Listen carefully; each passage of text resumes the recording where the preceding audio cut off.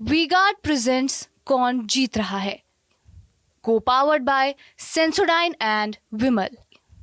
बोलो जुबां केसरी।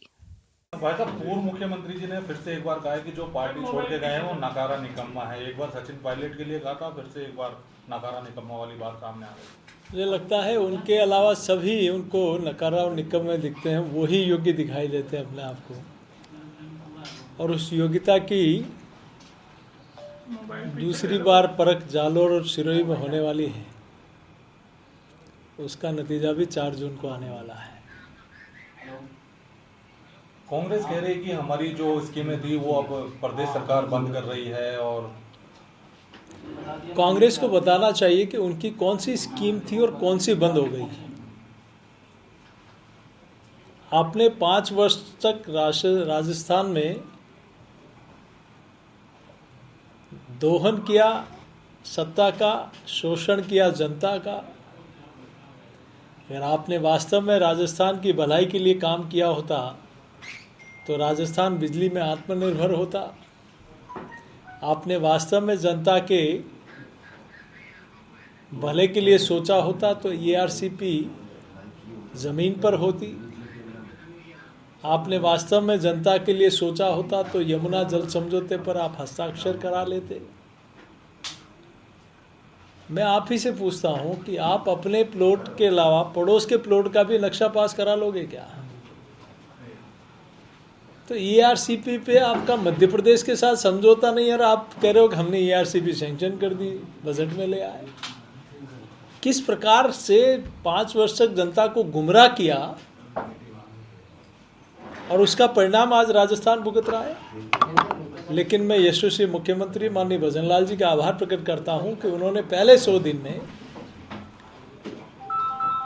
भारत सरकार के सहयोग से, मोदी सरकार के सहयोग से मध्य प्रदेश के साथ की भी समझौता हुआ और उस योजना को आगे बढ़ाया। यमुना जल समझौता जिसकी कल्पना नहीं की थी, उस काम को भी अमली जामा फैलाया। बिजली के मामले में जब जब भी कांग्रेस की सरकार आई, आप देखिए किस प्रकार का समझौता किया कि हम हर महीने इस राज्य को बिजली देंगे। बिजली के क्या हालात खड़े कर दी, कौन जिम्मेदार है उसका। लेकिन हम आज राजस्थान की जनता से वादा करते हैं कि माननीय मुख्यमंत्री जी के नेतृत्व में जिस प्रकार से वो काम कर रहे हैं, जिस प्रकार से बिजली का समझौता किया है, आने वाले समय में राजस्थान बिजली के मामले में 100% आत्मनिर्भर होगा। ये जनता से वादा उन्होंने किया है। क्या ये काम पहले नहीं हो सकता था क्या? लेकिन सिर्फ और सिर्फ सत्ता का दोहन किया और उसी का परिणाम है।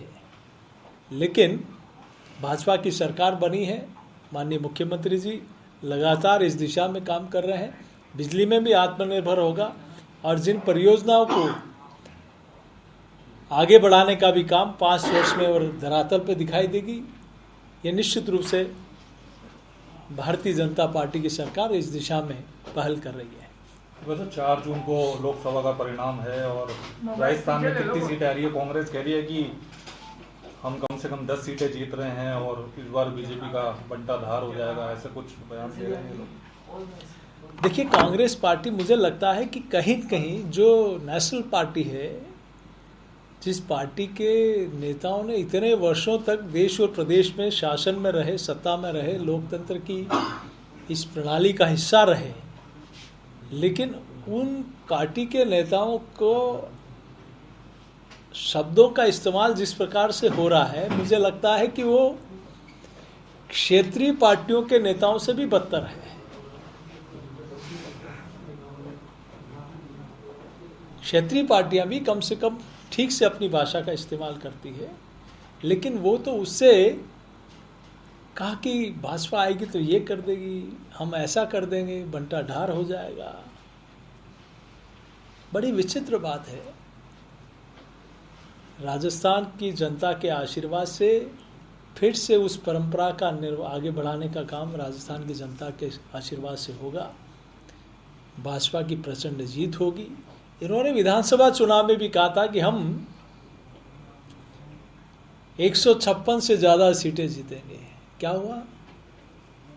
राजस्थान की जनता ने जवाब दिया और अब भी राजस्थान की जनता का विश्वास भाजपा पर है, मोदी जी के ऊपर है। इन्होंने कई तरह के झूठी बातें कही, लोगों को गुमराह करने का प्रयास किया, अलग अलग तरीके से गुमराह करने का प्रयास किया, लेकिन 4 जून को इनको जवाब मिलेगा। वैसे हर बार ये गोविंद सिंह डोटासरा जो अध्यक्ष कांग्रेस के, पर्ची की सरकार हर बार बयान में स्टार्टिंग से पर्ची की सरकार का बयान देते हैं। क्या है, क्या कहना चाहेंगे? मैं तो डोटासरा जी को फिर से मुख्यमंत्री जी का वो कार्यक्रम और भाषण याद दिलाता हूँ। मुझे लगता है कि इस प्रकार के रिएक्शन के बाद तो कोई शर्म से ही इस प्रकार की बात नहीं करे, अपना मुंह नहीं दिखाए। कि जहां शिक्षकों के सम्मेलन में शिक्षक कुर्सी पर उछल उछल कर कहे कि भ्रष्टाचार चरम पर है, बिना भ्रष्टाचार के कोई काम ट्रांसफर नहीं हो रहा है, उसके बाद तो मेरे ख्याल से उस बयान को फिर से देखना चाहिए उनको, और उनको बोलने से पहले आकलन करना चाहिए कि आपकी सरकार में क्या हुआ था। वो चिट फंड की सरकार थी, लेकिन ये सरकार भय मुक्त, भ्रष्टाचार मुक्त, अपराध मुक्त राजस्थान की ओर माननीय मुख्यमंत्री जी के नेतृत्व में काम हो रहा है। इनको तकलीफ इस बात की हो रही है कि पेपर लीक करने वाले लोग कैसे जेल के अंदर जा रहे हैं। इनको तकलीफ इस बात की हो रही है कि अपराध करने वाले लोग जेल में कैसे जा रहे हैं। इनको तकलीफ इस बात की हो रही है कि जिन प्रकार के माफियाओं को इन्होंने पनपाया है उन पर प्रहार कैसे हो रहा है। इनको तकलीफ इस बात की हो रही है कि जल जीवन मिशन में जिस प्रकार का भ्रष्टाचार हुआ है उस पर प्रहार कैसे हो रहा है। तो छटपटाहट होना स्वाभाविक है।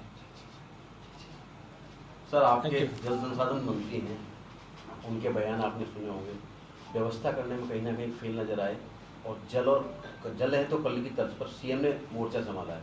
किस तरह से मंत्रियों को आप देखते हो? देखिए, माननीय मुख्यमंत्री जी और पूरा मंत्रिमंडल बहुत मुस्तैदी से राजस्थान की जनता को अपना परिवार मानकर जवाबदेही से उस काम को कर रहे हैं, और लगातार मॉनिटरिंग करके, लगातार जिलों से, जिलाधिकारियों से और वहाँ की स्थिति का आकलन करके व्यवस्था को सुचारू करने का काम कर रहे हैं। निश्चित रूप से राजस्थान की जनता के प्रति जवाबदेही सरकार है, और वो अपने दायित्व का अच्छे से निर्वहन कर रहे हैं। बहुत धन्यवाद। बैठक होगी, उस बैठक में क्या कुछ रहने वाला है?